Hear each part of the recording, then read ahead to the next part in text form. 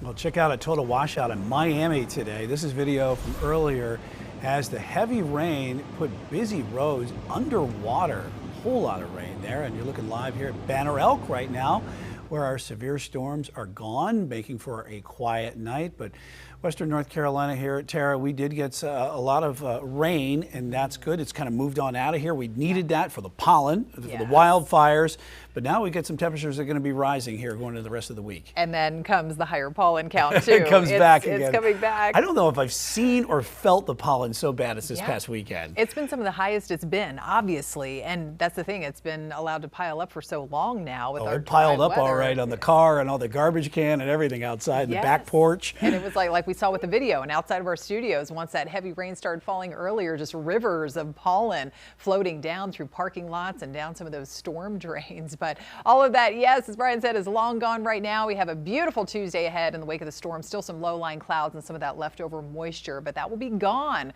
for most of us. The clouds will hang on a little bit longer for you all in the higher elevations early tomorrow, but back to full sunshine to kick off the day tomorrow with some cooler temps too, but only down, say, the high 40s to lower 50s. Here's a look back, even though it's a clean sweep on radar right now in terms of any showers or storms. All of those are long gone, but all these red boxes are indicative of some scattered storm reports that we had, especially with that vigorous and severe line that was moving through down through South Carolina, moving in from the west from the upstate, and did bring down some scattered tree limbs and even some power lines, with the trees falling on top of power lines in places like anywhere from southern Mecklenburg County through parts of Union County, Lancaster County, and out into sections of York and Chester County too, before all of that pushed on off to the east. In terms of the rain, oh yes, we've been talking all about this, and especially where the wildfires have been burning from the South Carolina upstate and through Polk County. Some needed rain over the past couple of days, as much as 2.5 inches in spots. Parts of Cleveland County and up toward the foothills picking up just over an inch. And then it wasn't quite as much,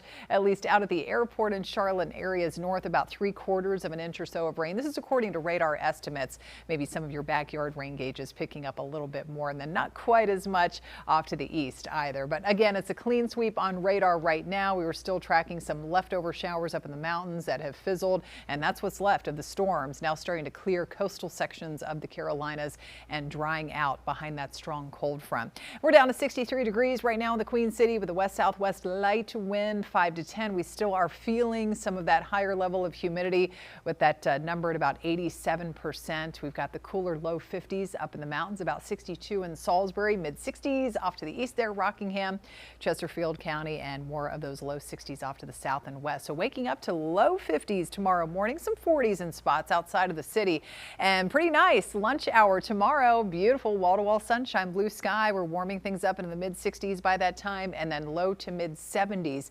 tomorrow afternoon. Now Wednesday, after a day full of sun tomorrow, Wednesday the moisture increases once again. Most areas will be dry, most neighborhoods, but notice toward the end of the day, a couple of spotty showers, even an isolated storm can't be totally ruled out. Thursday and then heading into the weekend looking a little bit drier as the heat, oh yeah, that is going to be on by the end of the week. And you know what? It's going to be hot out there if you're headed out to the Carolina Barbecue Festival, kicking off on Friday evening out of Victoria Yards in uptown Charlotte. Look at that high on Friday, 89 degrees. That would break the old record of 87 in Charlotte. Only a minor rain chance as we head into the weekend with a hot 90. Yes, indeed, we could have the first 90 of the year this weekend, 90-degree temperatures. Of course, not quite that hot for you all in the mountains. We could be tracking some scattered showers toward the latter part of the week here, but temperatures warming up close to 80 up there in the high country for Friday and Saturday. So the heat is on late in the week, but it doesn't stick around for long. By 7 days from now, we're back down to reality. Highs back in the 60s to around 70.